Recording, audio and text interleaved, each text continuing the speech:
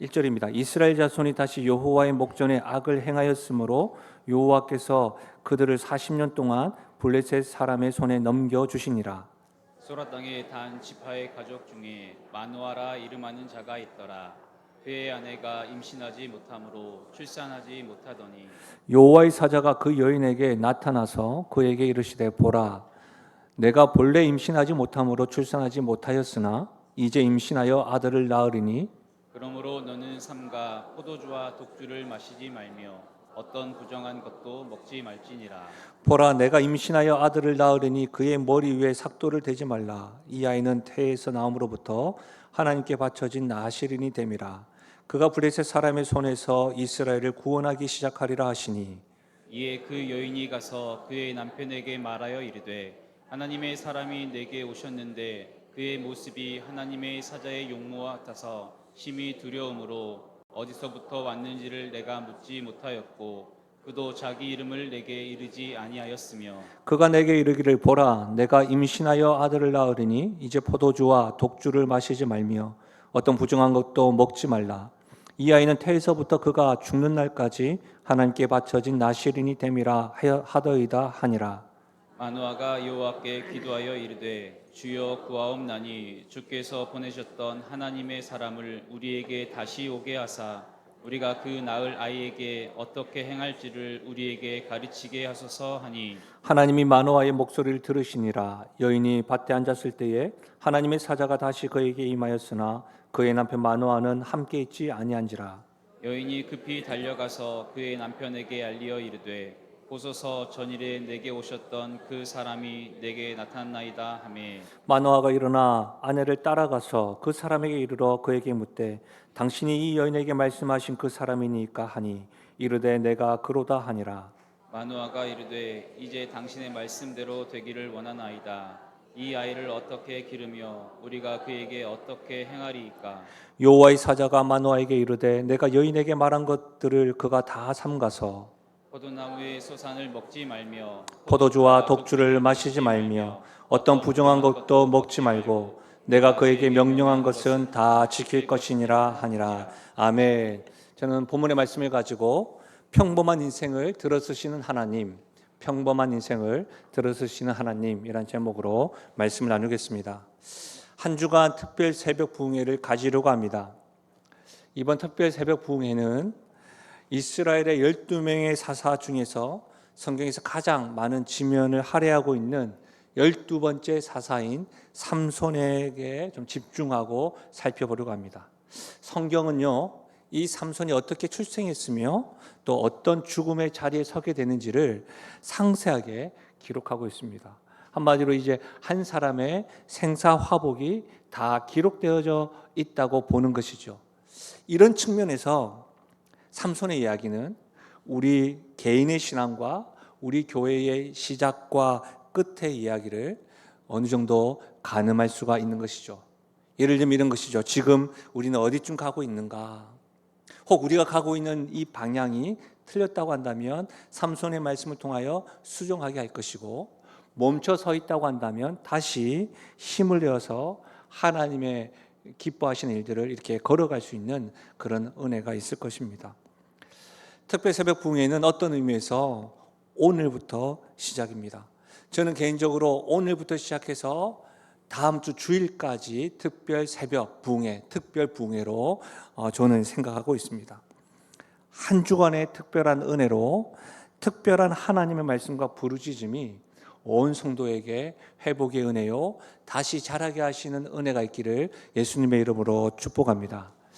저는 영신교회에 부임하고 나서 목회자로, 연수한 목회자지만 교회 상황을 경험을 하고 예배를 드리면서 가장 제가 신경 썼던 것이 되돌아보면 주일 예배였던 것 같습니다. 그래서 예배의 변화도 드리고 예배에 온 힘을 기울였습니다. 왜냐하면 다른 것보다 예배의 회복이 우리 성도들과 영신교회에 필요하다고 확신했기 때문입니다. 그리고 힘을 좀 줬던 것이 바로 특별 새벽 부흥회였습니다. 주일 예배는 어떤 분들에게는 마지막 예배일 수 있기 때문에 저는 소홀히 할 수가 없었습니다. 또 이 특별이란 말을 붙다 보니까 특별 새벽 부흥회 역시도 그렇습니다. 실제로 저는 설교 한 편을 이렇게 해 나가는 데에도 굉장히 시간이 오래 걸리는 스타일이고 사람입니다. 어떤 분들은 설교를 굉장히 쉽게 하시는데 그것을 보면 굉장히 부럽기도 합니다. 제가 성경에 대해서 신학에 대해서 공부도 하고 또 계속해서 교수님들과도 교제도 하고 계속해서 지금 책도 읽어 나가고 있는데 어렵더라고요.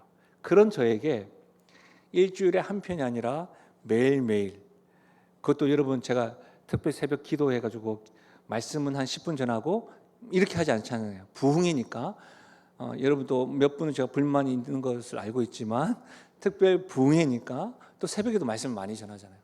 그러다 보니까 저에게는 영적으로나 육체적으로나 이렇게 예민하고 힘든 시간임은 분명한데 되돌아보면 그때그때마다 하나님이 은혜 부어주셔서 실제로 그 어느 때보다도 특별한 은혜를 경험했던 저입니다. 동일한 은혜가 여러분에게도 이렇게 더해졌으면 좋겠습니다. 그래서 저는 이번 다시 자라게 하시다라고 하는 주제로 진행되는 특별 새벽 부흥회가 그 어느 때보다도 기대가 되고 소망이 되어집니다. 온 성도들이 분명히 피곤할 겁니다. 분주할 겁니다. 그러나 그것으로 인해서 주저하지 마시고 깨어 은혜를 사모하여 또 영을 깨우고 육체를 깨워서 다시 나의 삶에 우리 가정에 우리 교회를 새롭게 하시는 하나님을 기대할 수 있기를 바랍니다. 여러분, 오늘 말씀은 삼손 이야기의 배경으로 이해하시면 되겠습니다. 그 삼손을 이해하기 위해서는 삼손이 살아가고 있었던 시대, 사사 시대를 이해하는 것이 필요한데요. 이 사사 시대에는 반복적인 사이클이 있습니다. 한번 보실까요? 화면 한번 보시면 사사 시대는 실제로 범죄, 징계, 회개, 구원이라고 하는 이 사이클이 있습니다. 이런 것이죠. 이스라엘 백성들이 하나님 앞에 범죄하면 그에 따른 심판으로 하나님이 징계하십니다. 그 징계가 대체로 주변 강대국들을 회초리로 사용하십니다. 그때 어떻게 하죠? 그 회초리가 아프니까 이스라엘 백성들은 하나님 앞에 부르짖고 회개를 합니다. 그러면 하나님께서는 사사를 통해서 그 백성의 구원을 경험케 하는 것이죠. 이것이 사사기의 중요한 사이클이고 중요한 특징입니다. 근데 여러분 실제로 생각해 보십시오. 사사기뿐만 아니라 우리의 삶도 그러합니다.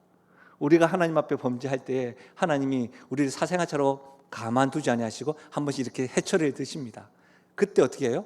우리는 주 앞에 부르짖고 살려달라고 기도하죠. 그러면 하나님 앞에서 우리의 인생 가운데 어떻게 해요? 다시 회복을 주시고 구원을 더하는 것이죠. 사사기에 반복되는 이 사이클은 실제로 신앙생활하는 주님을 닮아가기를 애쓰고 성화 과정 가운데 우리에게도 반복적으로 나타나는 사이클인 것이죠.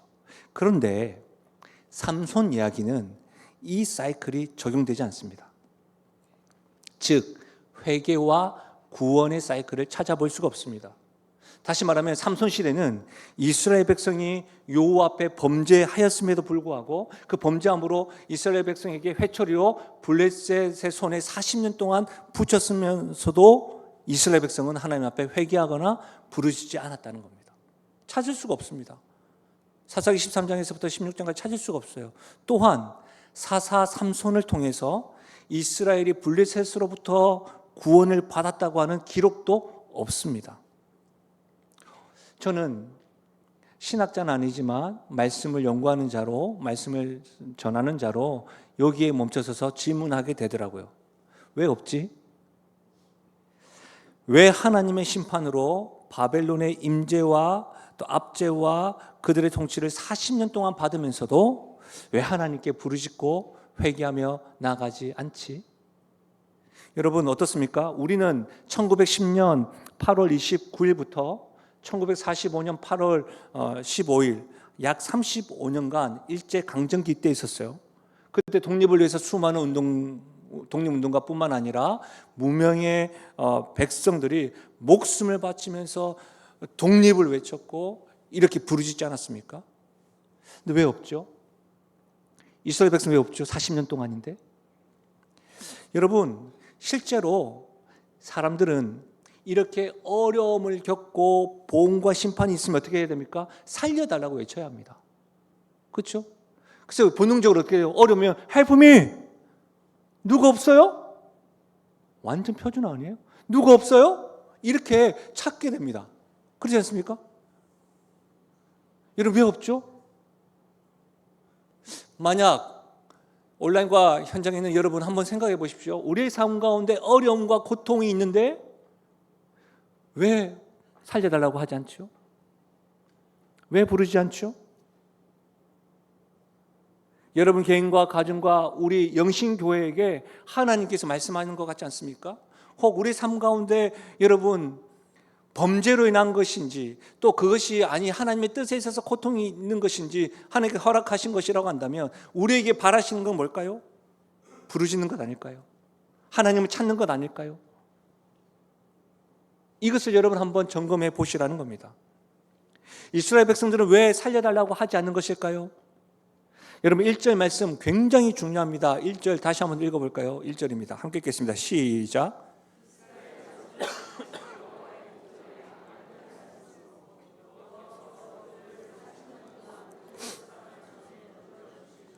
1절 말씀은 삼손의 이야기에 앞서 사사시대 전체를 대변하는 이스라엘 백성의 상태를 드러냅니다.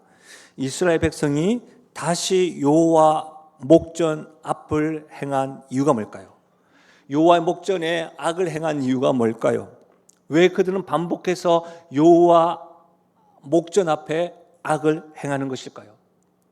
사사기 전체는 그 이유를 반복적으로 설명하고 있습니다. 사사기 17장 6절입니다. 그때에는 이스라엘의 왕이 없으므로 사람마다 자기 소견에 옳은 대로 행하였더라. 사사기 마지막 절에도 이렇게 말하고 있습니다. 사사기 21장 그때에 이스라엘의 왕이 없으므로 사람이 각기 자기의 소견에 옳은 대로 행하였더라. 사람이 각기 자기 소견에 옳은 대로 행하는 시대가 사사시대입니다. 근데 전제가 뭐예요? 그때에는 왕이 없으므로입니다. 여러분 왕이 없다는 말입니다. 어디예요? 이스라엘의 왕이 없다는 말입니다. 여러분 이스라엘 왕은 누구죠? 하나님인 것이죠. 하나님이 이스라엘을 통치하십니다. 하나님을 왕으로 모신 나라가 이스라엘입니다. 여러분 우리는 하나님의 백성입니다. 그렇다면 우리에게 있어서 우리가 육체에 속하고 하나님과 관계없는 사람이라고 한다면 하나님이 왕이 아니죠. 그러나 우리가 하나님의 백성이라고 한다면 우리에게 왕은 누굴까요? 하나님입니다. 하나님 나라에 산다고 할 때는 하나님의 통치에 산다는 겁니다. 교회는 담임 목사가 왕이 아닙니다. 누가 왕이에요? 권한도 없어요. 저는 교회 왕은 누구죠? 하나님입니다. 할렐루야. 여러분 그때에는 왕이 없으므로 자기 소견대로 행하였다. 이 말은 뭐예요? 하나님을 왕으로 모시지 않았다는 겁니다. 하나님을 왕으로 생각하지 않고 자기 소견에 옳은 대로 행동하니 왕 대신 여호와의 목전 앞에 악을 행하게 된 겁니다. 여러분 이스라엘 백성들이 다시 여호와의 목전에 악을 행하였다는 말은 보십시오. 다시 자기 소견에 옳은 대로 생각하고 판단하고 행동함으로 다시 여호와 앞에 악을 행하였다는 의미입니다. 한 번이 아닙니다. 매 순간 다시 반복적으로 하나님을 왕으로 생각하지 않고 악을 행하였다는 말입니다. 근데 이 말은요, 자기 생각에는 악하지 않고 잘못된 것이 없다고 생각하는 일들을 반복했다는 겁니다. 그런데 하나님은 너 그거 잘못이야 라고 하는 말입니다. 여러분 이스라엘 백성들이 다시 하나님 앞에 악을 행하는 모습을 이해되십니까? 이것을 이렇게 이해하시면 안 됩니다. 이런 것이죠. 내가 하는 생각과 판단이 잘못된 것인 줄 압니다. 그런데도 제가 할 겁니다. 제가 신방을 하다 보면 이렇게 목사님 무슨 말 하시는 줄 알아요. 하나님 뜻 알아요. 근데 제가 지금 감정과 생각이 그거 수용 못 하겠어요. 이런 거 아니라는 겁니다. 이스라엘 백성이 그런 거 아니고 이스라엘 백성이 지금 뭐냐면 나의 모든 판단은 틀린 것이 하나도 없습니다. 나의 모든 감정은 맞습니다. 확신합니다. 그렇게 말하고 있는데 하나님이 아니다라고 말하는 겁니다. 이거 완전히 다릅니다. 내가 나의 생각과 감정이 틀린 줄 알면서 하는 것이 아니고 자기의 생각과 감정이 확신하고 있는 겁니다. 근데 누가 아니라고 이야기하는 거예요? 하나님이 아니라고 이야기하는 겁니다. 좀 더 예를 들어볼까요? 50대 남성이 접니다. 깜짝 놀라시죠? 제가 벌써 50대입니다. 몸이 불편해서 진료를 받습니다. 근데 의사가 주의하라는 거예요. 주의하고 음식도 조심하고 행동도 조심하고 운동을 좀 하라는 것이죠. 근데 딱 생각해 보니까 컨디션이 좋아. 좋아하는 거 막 먹습니다. 운동하지 않습니다. 그래서 병원에 갔더니 의사가 하는 말, 수술해야 합니다. 사랑하는 여러분, 중요한 게 뭐죠? 자기의 생각, 자기의 기준, 자기의 확신이 아닙니다. 의사의 판단과 기준입니다. 마찬가지로 여호와의 목전에 악을 행하였다는 말은 하나님의 생각과 기준에 따라 살지 않고 자기의 생각과 기준에 따라 사는 행위, 그것이 여호와 앞에 악을 행하는 겁니다. 복음주의자요, 참 제가 좋아하는, 개인적으로 좋아하는 설교자인데 하나님의 품에 돌아가셨습니다. 올해 팀 켈러라고 하는 분은 그의 책에서 이렇게 이야기합니다. 들어보십시오. 죄는 궁극적으로 우리 자신의 양심을 어기는 것이 아니고 우리 개인의 기준을 어기는 것이 아니고 공동체의 기준을 어기는 것이 아니고 우리에 대한 하나님의 뜻을 어기는 것이다. 다시요.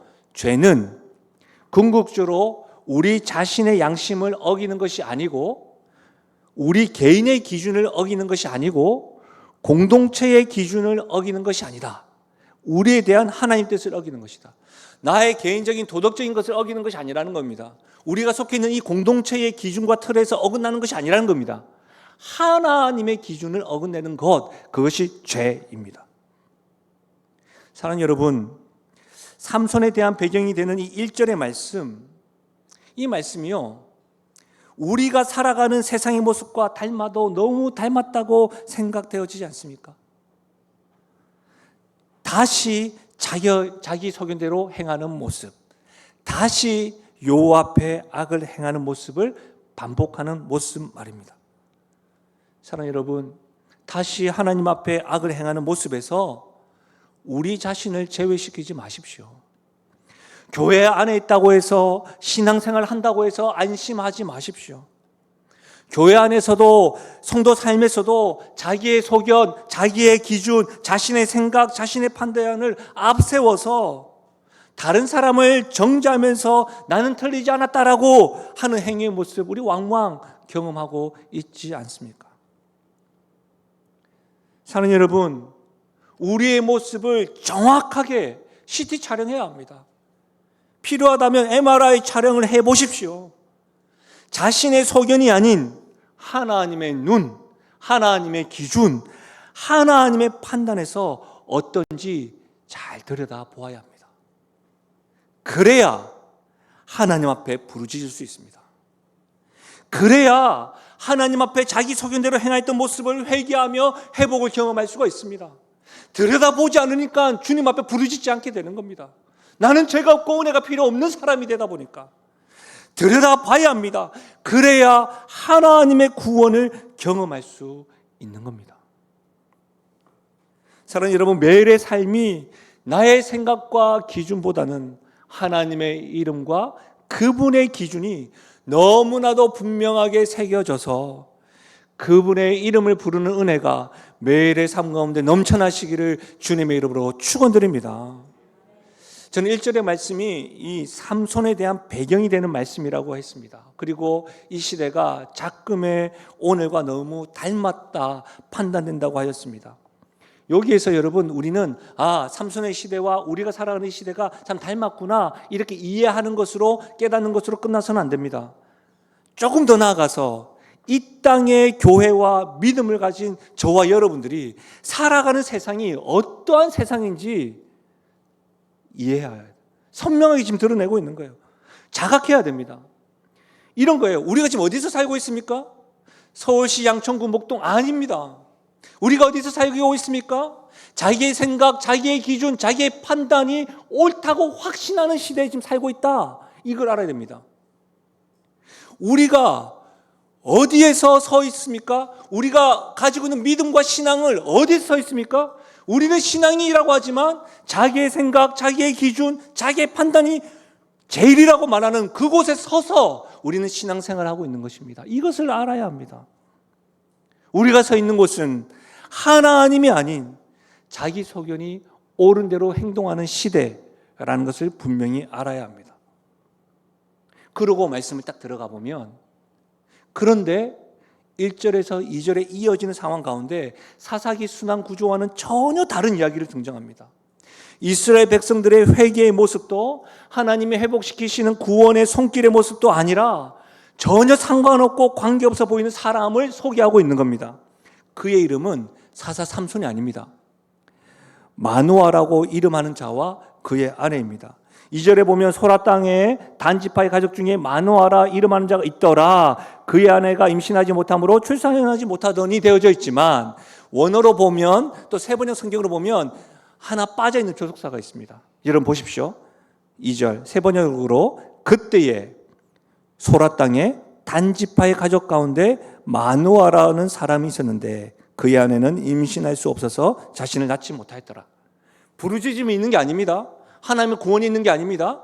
각자 자기 소견이 옳은 대로 살아가는 세상인데 그때에 마노아와 그의 아내를 소개하고 있는 겁니다. 마노아의 특징, 외모, 성격, 신앙, 재능, 어떻게 살았는지 소개하고 있지 않습니다.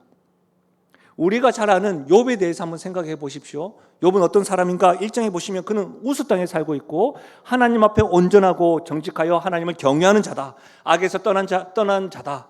그리고 자녀들과 재산뿐만 아니라 동방 사람들 중에서 가장 훌륭한 사람이라고 소개하고 있었습니다. 그러나 마노아에 대해서는 너무 간소합니다.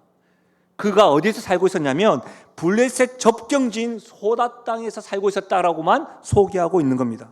특히 여러분, 이 마노아의 아내 삼손의 어머니는 사사기 13장 2절에서부터 14장 9절 사이에 19번이나 반복해서 설명하고 있습니다.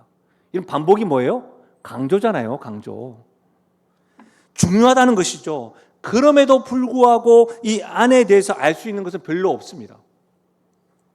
여러분, 성경에서 수태고지를 받은 여성 중에서 유일하게 이름이 드러나지 않은 사람이 바로 마노아의 아내 삼손의 어머니입니다. 여러분, 한번 이제 말씀 배우신 분들 한번 대답해 보세요. 아브라함의 아내 누구요? 사라. 이삭의 아내 누구요? 리브가. 잘 아시네. 엘가나의 아내 누구요? 한나. 요셉의 아내 누구요? 마리아. 이렇게 여러분 모두 남성과 여성의 이름이 함께 언급되었는데 마노아의 아내 삼손의 어머니 외에 소개하고 있지 않습니다. 19번이나 이름이 등장하고 있음에도 불구하고 이건 뭘 이야기하는 걸까요? 삼손의 이야기에서 마노아의 아내 어머니는 굉장히 중요함에도 불구하고 이렇게 이름을 드러내지 않는 이유는 평범하고 무명한 사람임을 강조하기 위함입니다. 특히 여러분, 그의 아내는 어떻습니까? 임신할 수 없어서 자식을 낳지 못하였다고 합니다. 불임을 의미하는 것이죠. 성경에서 아이를 낳지 못했던 대표적인 사람이 누구예요? 한나와 마리아입니다. 여러분, 이 두 성의 특징이 뭡니까? 하나님의 은혜가 없으면, 하나님의 터치가 없으면, 하나님의 역사가 없으면 자녀를 가질 수뿐만 아니라 미래도 없고 가망 없는 인생이었습니다. 마노아의 아내 삼손의 어머니에게도 하나님의 터치와 하나님의 은혜가 없으면 어떤 가망성도 없는 인생이었습니다. 근데 보십시오. 한나와 마노아의 아내 삼손의 어머니와의 차이가 뭡니까? 공통점은 그건데, 하나님의 은혜가 없으면 살아갈 수 없는데 이게 공통점인데 차이는 뭐예요? 한나는 불임의 상태에서 어떻게 했죠? 하나님 앞에 부르짖고 기도했습니다. 그것이 사무엘상 1장과 2장에 있는 것이죠. 여러분, 그런데 마노아의 아내 삼손의 어머니는 지금 부르짖으며 기도한 내용이 없습니다. 여러분 보십시오. 사무엘상 1장 20절. 한나가 임신하고 때가 이름에 아들을 낳아 사무엘이라 이름하였으니 이는 내가 여호와께 그를 구하였다. 무슨 말이에요? 이는 내가 여호와께 그를 구하였다. 한나에게 사무엘은 하나님께서 들으시는 기도의 응답인 것이죠. 그런데 여러분, 마노아와 그의 아내에게는 삼손은 기도 응답이 아닙니다. 그럼 뭘까요? 평범한 가정이요, 무명한 사람을 들어쓰시는 하나님의 역사요, 하나님의 기적이요, 하나님의 방법인 것이죠. 사랑하는 여러분, 하나님은 평범한 사람을 쓰십니다. 무명한 사람을 들어 쓰십니다. 이것이 하나님의 방법입니다. 고린도전서 1장 27절인데 같이 한번 읽어볼까요? 같이 읽겠습니다. 시작.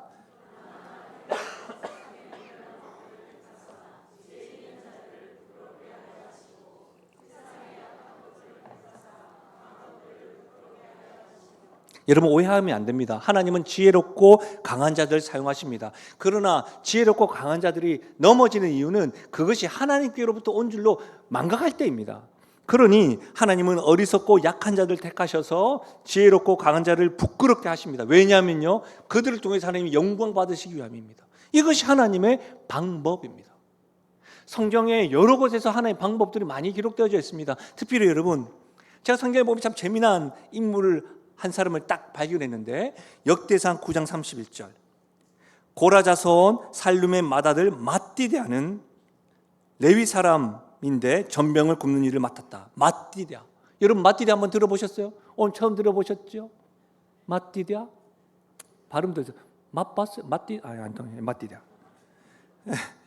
여러분 역대상 9장은요 이스라엘 백성들이 포로로 잡혀갔다가 귀환한 후에 회복된 이스라엘의 공동체에 그 소속된 명단들이 기록되어 있는 거예요. 3절에서 9절까지는 일반 백성들, 그리고 10절에서 34절까지는 제사장과 레위인들. 그 레위인 가운데 한 사람이 맏디데아인데 그가 한 일이 뭐예요?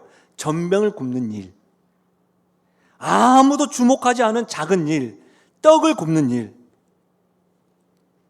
하나님이 바라보며 온 마음과 정성으로 해낸 그를 누가요? 하나님이 주목하셨고 하나님이 이스라엘 백성들에게 이 맏디데아 기억해야 된다 하시기 위하여 지금 기록하게 한 겁니다.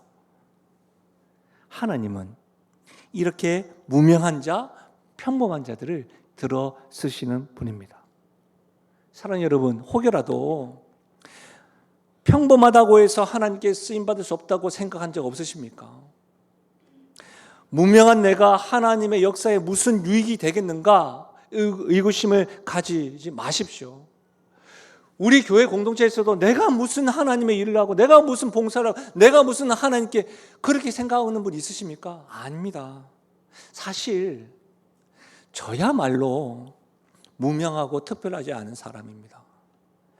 여러분, 저는 무명하고 특별하지 않은 사람인데 감사하게도 제가 좋은 교회, 건강한 교회에 있으면서 정말로 유명하고 특별한 사람들과 교제를 자주 합니다. 하기 싫은데 자주 하게 돼요. 그러다 보니까 어떻게 돼요? 비교하게 돼요. 비교. 스스로 저를 괴롭힌 적이 많습니다. 나는 왜 이렇게 무능하고 평범할까? 한탄한 적도 있습니다. 내가 조금만 특별하고 유명하고 좀 더 달란트가 많았었으면 영신교회와 성도들 좀 더 행복하게 할 것인데, 이런 생각은 여러분 사실 지금도 합니다. 그런데요, 놀랍게도 어떤 때는요 주변의 목사님들이 막 저를 부러워해요. 뭐 아시겠지만 저의 외모를 부러워하지는 않습니다. 저를 막 특별히 여길 때가 있어요. 그러면 저에게 이런 말을 해요. 김상호 목사님을 보면 하나님이 살아있는 것 같다. 근데 그 말이 칭찬인지 가짜인지. 그래서 저도 가만히 생각해 보면 저 같은 사람이 구원받았고 저 같은 사람이 주의 일을 하고 저 같은 사람이 이 교회를 섬기고 정말 축복인 거 맞아요. 근데 사실은 그런 이야기 들을 때마다 제 안에 뭐지? 놀라면서 그럴 때 있잖아요. 막 민망하고 지구멍에 들어가려고 합니다. 그럴 때 제가 두 가지 정도 깨달아요. 한 가지가 뭔지 알아요? 사람들 안에는 비교하는 DNA가 있구나. 나만 아니라 모두가 다 비교하는 DNA가 있구나. 그러면서 또 한 가지 생각하는 게 있어요. 비교하지 않는 은혜가 있으면 참 좋겠다. 내 안에 비교하는 DNA가 있는데 비교하지 않은 은혜가 있으면 참 좋겠다. 그런데 놀라운 건 뭔지 아세요? 하나님은 비교하지 않아요. 하나님은 우리를 비교하지 않아요. 하나님은 우리가 평범하다고 할지라도 무명하다 할지라도 우리를 들어 사용하십니다. 이것이 복음이에요. 왜 그렇습니까? 하나님이 평범하고 무명한 자를 들어 쓰신다. 이것은 우리 모두가 하나님께 쓰임받을 수 있다는 사실입니다. 할렐루야. 영신교회가 하나님께 쓰임받을 수 있다는 소망을 가지게 됩니다. 아멘이십니까? 왜 그렇습니까? 사사시대의 마노아와 그의 아내를 사용하시는 하나님께서 우리의 하나님이 되시기 때문입니다. 아멘. 예. 이 같은 관점에서 오늘 배경이니까 한 가지만 좀 살펴보면, 평범한 우리지만 쓰임받는 사람에게 교훈하신 하나님의 말씀을 들을 수 있습니다. 그건 뭐냐면, 한번 따라 하실까요? 말씀을 자기 자신에게 적용하기를 힘써야 한다. 그렇습니다. 평범하지만 쓰임받는 사람들은 말씀을 자기 자신에게 적용하기를 힘써야 합니다. 7절 말씀 같이 읽어볼까요? 7절입니다. 같이 읽겠습니다. 시작.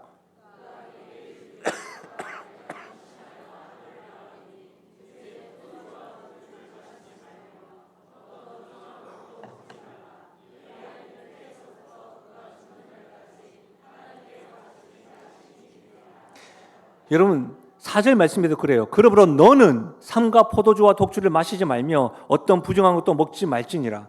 여러분 4절에 너는, 7절에 내가, 이제, 하나님께서 삼손의 어머니에게 아들을 낳을 것인데 삼손은 태에서부터 죽는 날까지 하나님께 바쳐진 나실이 될 것이라고 말씀하시면서 너는, 내가, 이제 포도주와 독주를 마시지 말며 어떤 부정한 것도 먹지 말라 하는 거예요. 누구에게 지금 말씀하시는 거예요?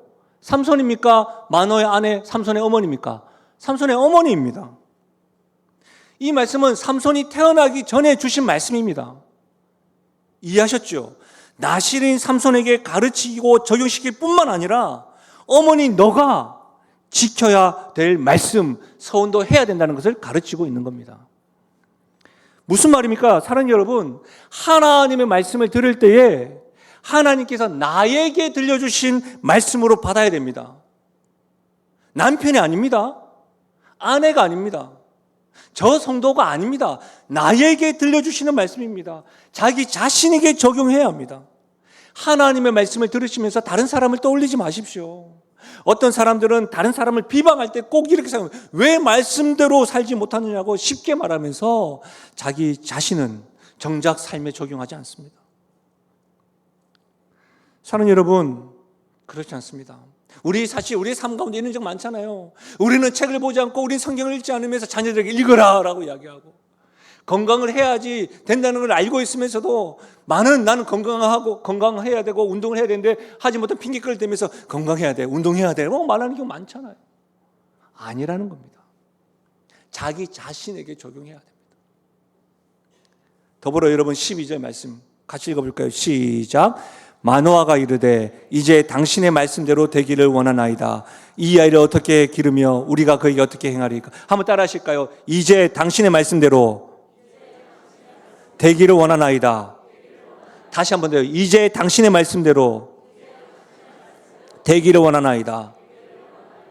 다른 사람이 아닙니다.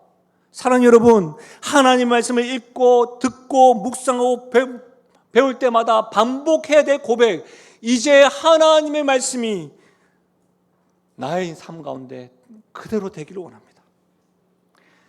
내 평생이 나의 생각이 아니라, 나의 감정이 아니라, 나의 계획이 아니라 하나님의 말씀대로, 하나님의 계획대로 나의 삶대로 이루어지기를 원합니다. 이제 당신의 말씀대로 되기를 원합니다. 이와 같은 고백, 자기 자신에게 적용하는 사람, 그런 평범하고 무명한 사람이라 할지라도 이렇게 고백하는 사람들을 하나님이 들어 쓰신다는 사실입니다. 이 은혜가, 이 고백이 사랑하는 영신교회와 우리 성도들의 있기를 예수님의 이름으로 축원합니다. 저는 지난주에 우리 영신교회에 속한 노예가 서울 서부노예인데 그 노예 모임에 참여하고 왔습니다. 제가 일정에 알려드린 대로 상비부 모임도 갔지만 고시부라고 하는 모임에 제가 고시부 임원이라서 갔는데, 이 고시부는 우리 노예 속에 속한 개교회 목사, 장로, 그리고 목회자 후보생, 신학대학원 입학하기를 원하는 사람들을 고시와 면접을 행하는 그런 데가 고시부입니다. 우리 교회 조은창 강사님 있잖아요. 그분이 이제 목사가 되기 위해서는 우리 고시부에서 고시도 쳐야 되고, 목사 고시도 쳐야 되고, 논문도 적어야 되고, 그러고 면접을 봐야 되는 것이죠. 그러니까 이제 조은창 강사님 저에게, 목사님 자기가 목사 될 때까지 목사님 꼭 고시부에 남아 있었으면 좋겠습니다 라고 하더라고요. 우리 교회 장로님들도 이 고시부에서 고시와 면접을 다 통과하셔서 노예의 허락을 받아서 되신 것이죠. 사실 저도 그럽니다. 저도 목사가 되기 위해서는 뭐 되겠습니다 해서 되는 게 아니고 그렇게 한 것이죠. 그래서 이번에도 장로가 될 안수 집사님들, 그리고 지금 신학대학원에 다니고 있는 전도사님들, 우리 목회자 후보생이라고 하는데 목회자 후보생들, 그리고 아직 신학대학원에 가지 않았는데 자기 신학대학원에 갈 겁니다 하고 하는 그 청년들을 면담을 하였습니다. 면접을 했죠. 3명을 했는데 할 때마다 그렇죠. 자기들이 하나님에 대한 확신을 가지고 신학대학원에 가서 교회와 성도를 섬기는 목사가 되고 싶습니다라고 이렇게 다가오고 막 이야기를 하고 막 침을 튀겨가면서 확신 가운데, 왜 면접 통과해야 되니까 우리 다 듣고 있고 우리도 그랬는데 뭐 이렇게 생각하고 있는데, 한 청년을 제가 잊을 수가 없습니다. 그 청년이 계속 남아요. 그 청년은 어렸을 때 부모님이 돌아가시고 할머니 손에 키워지면서 대학을 들어갔습니다. 대학을 졸업하고 나니까 경제적으로 할머니가 뭐 얼마나 도와줬겠어요. 힘드니까 직장 생활을 지금 하고 있는 거예요. 근데 직장 생활을 하는 가운데 몇 년이 지났죠? 신학대학원에 입학을 하겠다고 청혼을 한 겁니다. 그래서 질문했죠. 신학대학원에 입학하면 직장도 그만둬야 된다고, 그리고 집중해서 공부를 해야 하고 지금보다도 경제적으로 어려워질 거라고, 그래도 자네 그 길을 가겠느냐라고 물었습니다. 경제적으로 어렵다는 이야기를 들었고 자기가 벌어야 되니까 마음이 쓰이는 겁니다. 그래서 그렇게 하겠습니다. 굳이 목사가 되지 않더라도 그것 아니어도 하나님을 기쁘시게 할 수 있다. 다시 생각해봐라. 근데 그 청년이 뭐라고 했는지 아십니까? 한번 들어보실래요? 자신은 다른 사람과 비교해서 특출난 것이 없습니다. 너무 평범합니다. 그런데 딱 한 가지 확실한 것이 있습니다. 자신이 힘든 형편 속에서도 삐뚤어지지 않았던 이유는 육체의 부모님도 없었고 경제적인 부유하지 않았지만 자신에게는 하나님 아버지가 계셨습니다. 그래서 자신과 같은 고아와 경제적인 어려운 청년들을 조금은 공감할 수 있고, 그들에게도 내 아버지가 계셨는데 너에게도 아버지가 계시다라고 자랑하고 싶습니다. 목회 경력이 많은 목회자들이 숙연해진 거예요. 돌아오는데 저 자신을 돌아보게 되더라고요. 저는 이 청년과 달리 저는 목사가 되지 않겠습니다. 기도원에 가서 기도했었거든요. 왜 제가 목사가 돼야 됩니까? 근데 하나님께서 저에게 소망을 주시고 하셔서 작지만 제가 교회와 청년들을 섬기겠습니다 라고 그렇게 했던 모습이 막 떠오르기 시작하더라고요. 어떠세요? 여러분 평범하십니까? 무명하십니까? 하나님께 쓰임받을 수 없는 이유들 많으시죠?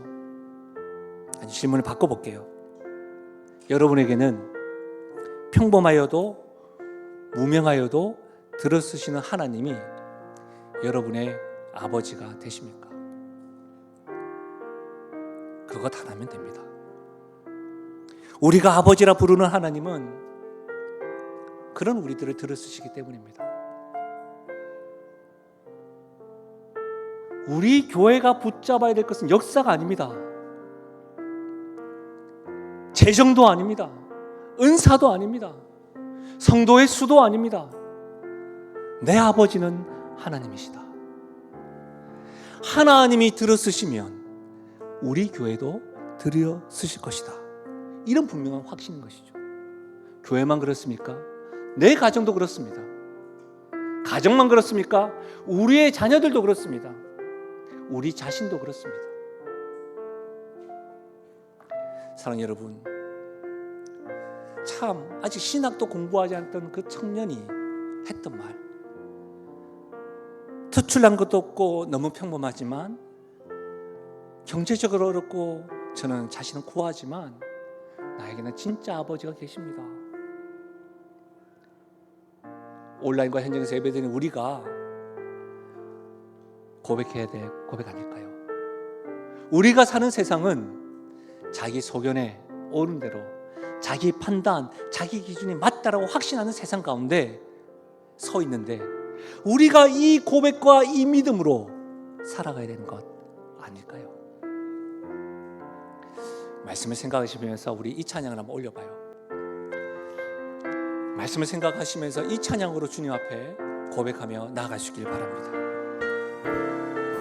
주 안에 있는 나에게, 주 안에 있는 나에게 딴 근심이 있으면 십자가 밑에 나가, 십자가 밑에 나가 내 짐을 풀어내. 그 두려움이 변하여, 그 두려움이 변하여 내 기도 되어 전날의 한숨 변하여, 전날의 한숨 변하여. 우리 이렇게 한번 노래해 보실까요? 주님을 찬송하면서, 주님을 찬송하면서 할렐루야 할렐루야 내 앞길 멀고 험해도 나 주님만 따라가. 내 주는 자비하셔서, 내 주는 자비하셔서 늘 함께 계시고 내 궁핍함을 하시고, 내 궁핍함을 하시고 늘 우리 믿음의 고백으로 내 주와 맺은 언약은, 내 주와 맺은 영불변하시니 주님 다시 오시는 그날까지, 그 나라 가기까지는. 여러분, 누가 우리를 보호하십니까? 우리 주님을 찬양하십시다. 주님을 찬송하면서 할렐루야 할렐루야 내 앞길 멀고 험해도 나 주님만 따라가리. 여러분 보세요. 이 찬송의 작사가 보십시오. 근심이 없는 것이 아닙니다. 근심이 있습니다. 이 작사가의 고백을 보십시오. 두려움이 있습니다. 궁핍합니다. 근심이 있는데 우리와 다른 차이가 뭐죠? 십자가 앞에 나아갑니다. 두려운데 그 두려움으로 끝나지 아니하고 주님 앞에 부르짖습니다. 궁핍한데 이 궁핍함을 누가요? 우리 하나님이 채워주신다라고 하는, 나에게는 내 아버지가 있다라고 하는 고백이 있는 겁니다. 우리가 지금 살아가는 세상이 어떤 세상입니까? 자기의 소견, 자기의 기준이 옳다고 말하고 행동하는 세상 가운데 우리는 믿음을 가지고 있는데 이 믿음이 제대로 작동되십니까? 나는 투철할 것도 없고 평범한데, 목사님 나는 육체적인 부모도 없고 경제적으로 어렵지만 나에게는 내 아버지 하나님이 있습니다. 이 고백, 온라인과 현장에 드리는 우리가 해야 될 고백 아닐까요? 주님 앞에 독대하면서 다 함께 일어나셔서 우리 찬양, 우리의 고백으로 주 앞에 평범한 사람들을 들어주시는 하나님 앞에 고백하며 나아가십시다.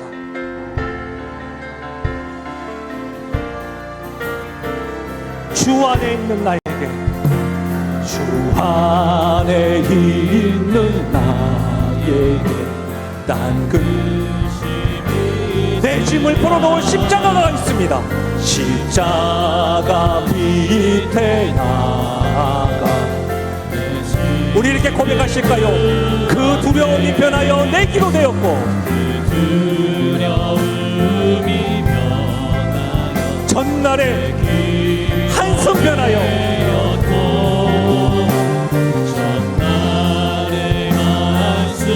전심을 다하여 우리 이렇게 한번 고백하며 나아가십시다. 내 주님을 찬양합니다. 주님을 찬송하면서 할렐루야 할렐루야 내 앞길 멀고 험해도 나 주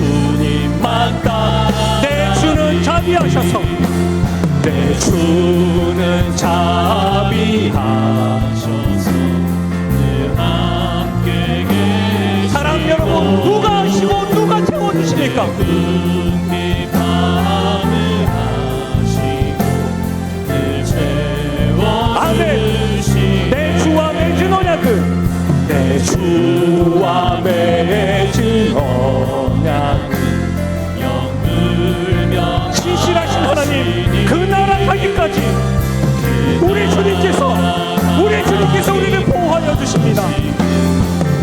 우리 그 주님을 찬양하며 나아가실까요? 아멘. 주님을 찬송하면서 할렐루야 할렐루야. 내 앞길 멀고 험해도 나 주님만 따라 주님을 찬송하면서 주님을 찬송하면서 할렐루야 할렐루야. 내 앞길 멀고 험해도 나 주님만 따라가리. 우리의 목소리로 한번 고백하실까요? 주님을 찬송하면서 할렐루야 할렐루야. 내 앞길 멀고 험해도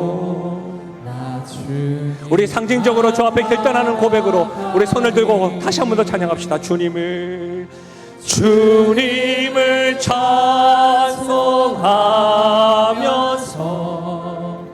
할렐루야 할렐루야.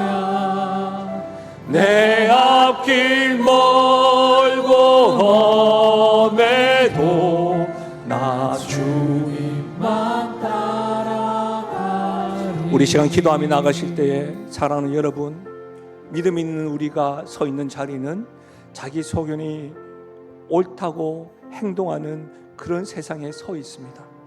그런 우리가 이런 세상에 동화되어서 살아가고 있는 모습이 오늘 말씀으로 드러났다면 주님 용서해 주시고 부르짖고 회개하고 돌이키는 은혜가 있기를 바랍니다. 사랑 여러분, 나 자신이, 우리의 자녀들이, 우리의 가정이, 우리의 교회가 평범하다 할지라도 무명하다 할지라도 하나님이 들어쓰시는 줄 알고 오늘 저와 우리에게 들려주시는 이 말씀을 각자에게 적용하는 자가 되어져서 하나님께 쓰임받기 원하노라고, 하나님이 일하심을 경험하기 원하노라고 말씀을 생각하시면서 우리 각자에게 주신 말씀을 가지고 기도하며 나가겠습니다. 기도하시겠습니다. 아버지 하나님, 참으로 감사함을 드립니다. 오늘 이 시간에 우리들에게 말씀 들려주셔서 감사함을 드립니다. 하나님 아버지, 사사시대를 살펴보면서 삼손의 이야기를 살펴보면서 하나님 아버지, 삼손이 살아가는 이 시대가 내가 살아가는 시대고 내가 밟고 있는 시대임을 알고 하나님, 내가 동화되어 가고 있다는 것을 하나님 깨닫게 됩니다. 다시 하나님 목전 앞에 악을 행하는 모습들이 드러난다고 한다면 하나님 아버지, 회개하고 돌이키고 부르짖는 은혜가 있게 하여 주시고 하나님 아버지 앞에 다시금 실험하며 나아갈 수 있도록 도와주시길 간절히 바라고 소원드립니다. 평범하고 무명한 자이지만 하나님께 쓰임받기를 원하고 들려주시는 말씀 하나도 땅에 떨어뜨리지 아니하고 그 말씀을 나의 삶 가운데 적용함으로 살아가는 자 될 수 있도록 도와주시옵소서. 오 아버지 하나님, 참으로 감사함을 드립니다. 오 아버지 하나님께서 함께해 주십시오. 이끌어 주십시오. 오 주님께서 오늘 말씀 가운데 성령께서 하나님 아버지 적용케 하시고 살게 하셔서 예배의 인생 될 수 있도록 도와주시옵소서. 하나님 아버지, 우리가 밟고 살아가는 세상이 삼손의 살아가는 세상과 사사시대와 다를 바가 없음을 보게 됩니다. 하나님을 왕으로 삼지 아니하고 하나님의 기준과 하나님의 판단이 아니라 자기의 생각과 자기의 기준과 자기의 계획이 옳다고 행동하는 시대에 우리가 살아가고 있습니다. 믿음이 있다고 말하는 우리가 동화될 때가 있습니다. 우리가 믿음이 있다고 말하면서도 하나님을 왕으로 모시지 않는 자처럼 살아갈 때가 있습니다.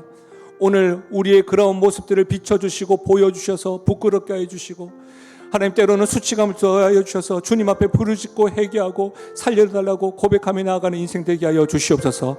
그래 회복이 다시 자라게 하는 은혜가 있게 하여 주시기를 원합니다. 주 하나님 아버지, 무명하다 할지라도 평범하다 할지라도 말씀을 개인에게 적용하며 나아가는 자들을 들어쓰시는 하나님 아버지, 부족한 자다 할지라도 하나님의 방법으로 나약하고 미련한 자들을 들어쓰시는 하나님 아버지, 사랑하는 영신교회를, 사랑하는 우리 가정을, 사랑하는 우리 자녀들을, 사랑하는 우리를 하나님 들어 사용하여 주시옵소서. 하나님 손에 붙잡혀 쓰임받는 자들 되게 하여 주시옵소서. 특별히 한중한 특별 새벽 부흥회를 통하여 들려주시는 말씀 하나하나 땅에 떨어뜨리지 아니하고 우리 각자에게 적용함으로 하나님 다시 자라게 하시고 다시 회복하게 하시고 다시 열매 맺게 하시는 하나님, 다시 주님 앞에 가까이 가는 은혜가 특별히 이 한 주에 넘쳐나게 하여 주시옵소서. 그렇게 역사하실 주님을 찬양하고 예수님의 이름으로 기도하옵나이다. 아멘. 우리 함께 선포하실까요? 나는 하나님으로부터 부름받은 하나님의 자녀입니다. 우리는 세상으로 보냄받은 그리스도의 제자입니다. 아멘. 하나님의 축복을 받기 이전에 우리 옆에 분들과 한번 인사하실까요? 내일 뵙겠습니다. 마음에 차지가 않아요. 마음에 차지가 않아. 손을 이렇게 한번 해봐요. 손을 이렇게 한번 해봐요. 자, V를 한번 해봐요. 한 명도 빠짐없이 V를 하고 나서 저 따라합니다. 두고 보겠습니다. 두고 보겠습니다. 내일 오시는지. 내일 뵙겠습니다. 포기하지 마십시오. 특별한 은혜를 부어주실 겁니다. 하나님의 축복을 받겠습니다. 지금 우리 주 예수 그리스도의 은혜와 하나님 아버지의 무한하신 사랑과 성령 하나님의 위로 교통하심 충만하신 역사가 평범한 인생을 들어주신 하나님, 그 하나님이 내 아버지가 되시니 특출난 것도 없고 너무 평범하지만 하나님이 내 아버지가 되시니 그것만으로도 감사하다고 고백하며 나아가는, 그래서 쓰임받기를 원하는 사랑하는 주의 성도들 머리 위에와 그들의 가정과 생업과 기도 제목 위에, 특별히 다음 세대 머리 위에 지금으로부터 영원토록 함께 하시기를 축원하옵나이다. 아멘.